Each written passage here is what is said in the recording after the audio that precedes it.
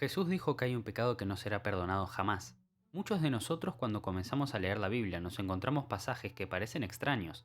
Uno de ellos es cuando en los Evangelios Jesús dice que todos los pecados serán perdonados a los hijos de los hombres y las blasfemias cualesquiera que sean, pero luego hace una excepción. Pero cualquiera que blasfeme contra el Espíritu Santo no tiene jamás perdón, sino que es reo de juicio eterno.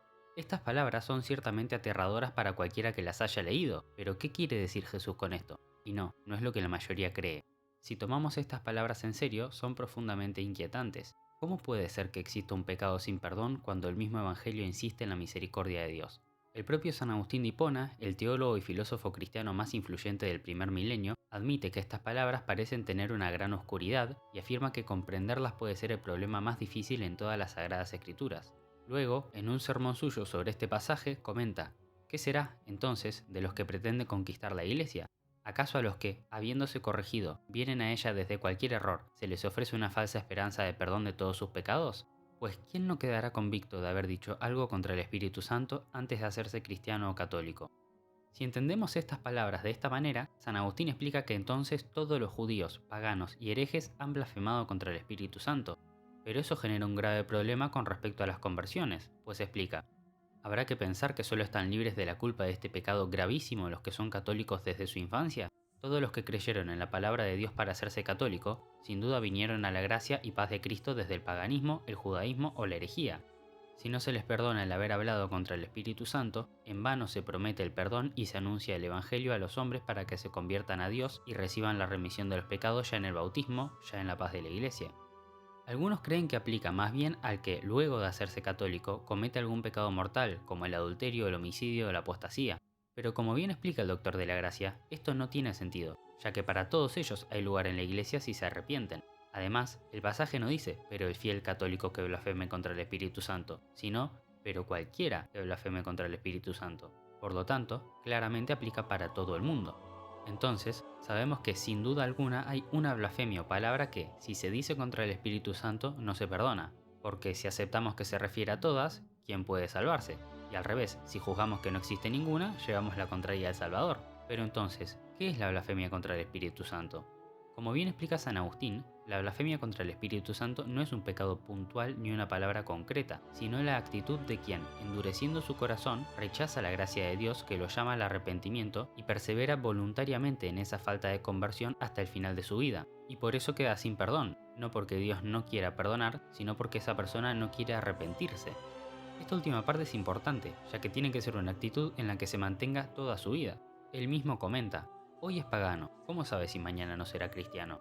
Hoy es judío incrédulo, y si mañana cree en Cristo, hoy es hereje. Y si mañana se atiene a la verdad católica, hoy es cismático. Y si mañana abraza la paz católica, y si estos a los que incluyes en cualquier clase de error y que condenas como ya sin esperanza, se arrepienten antes de acabar esta vida y encuentran la vida verdadera, por lo tanto, hermanos, os sirva también de advertencia a este respecto lo que dice el apóstol: no juzguéis nada antes de tiempo. Esta blasfemia contra el Espíritu, que no admite perdón alguno, que entendemos que no es cualquier blasfemia sino una determinada, y que he dicho o descubierto o, según pienso, mostrado que es la persistente dureza de un corazón impenitente, no se la puede advertir en nadie mientras se halla en esta vida, según acabo de indicar. De esta manera, concluye San Agustín, pronuncia una palabra contra el Espíritu Santo quien, con su corazón impenitente, opone resistencia a la unidad de la Iglesia, en la cual se otorga el perdón de los pecados en el Espíritu Santo. Como ya se ha dicho, no tienen ese espíritu los que, incluso poseyendo y administrando los sacramentos de Cristo, viven separados de su comunión. La explicación de San Agustín es, sin duda alguna, muy buena.